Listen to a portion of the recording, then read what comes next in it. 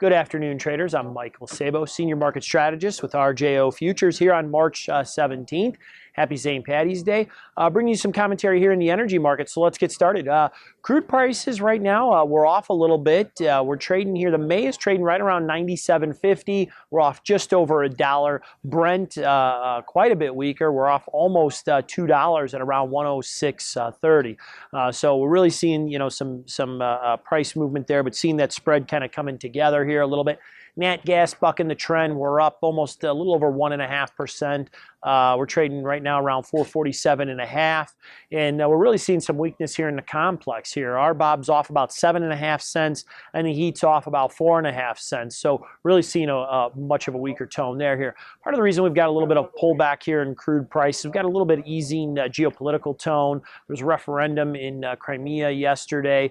So, even though they're leaning on possibly joining and becoming part of Russia, the idea is that, at least there is possibly some other options on the table besides military ones. And so I think that's the direction that things are ultimately going to go in here, regardless of what happens and where things go with that. I think it's going to be handled here not through non-military intervention. So although, we have seen some force build up and a couple different things going on, I think it's more so just flexing a muscle right now than anything. And I think it's going to be handled diplomatically.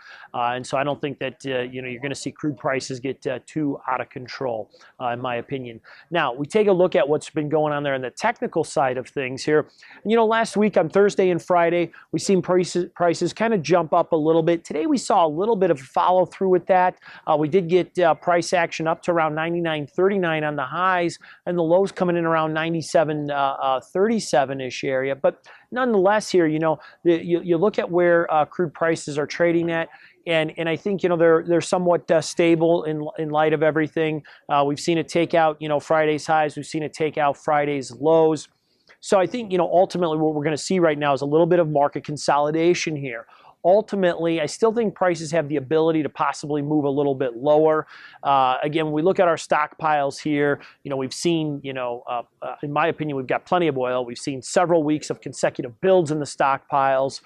So short of any major geopolitical event, I think oil will continue to consolidate and possibly come down here a little bit lower. So, I think what you want to watch for is, watch this consolidation range and watch for the market to, on a technical side here, to make that break, possibly below today's low. If we start to take that out, you could see some additional selling pressure coming in. You take a look at the economic data that's been coming out. Again, you get a lot of mixed data. Last week we had U.S. consumer sentiment come out. It was at a 4-month low.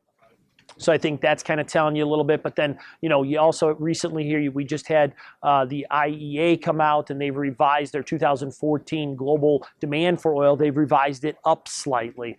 So, you get some mixed data in here. So I don't think you're going to see oil prices, just completely fall out of bed. But I do think we could be in store for some more downside action. I've got some ideas and strategies on how you could potentially play that. Give me a call, shoot me an email. I'd be more than happy to help you out.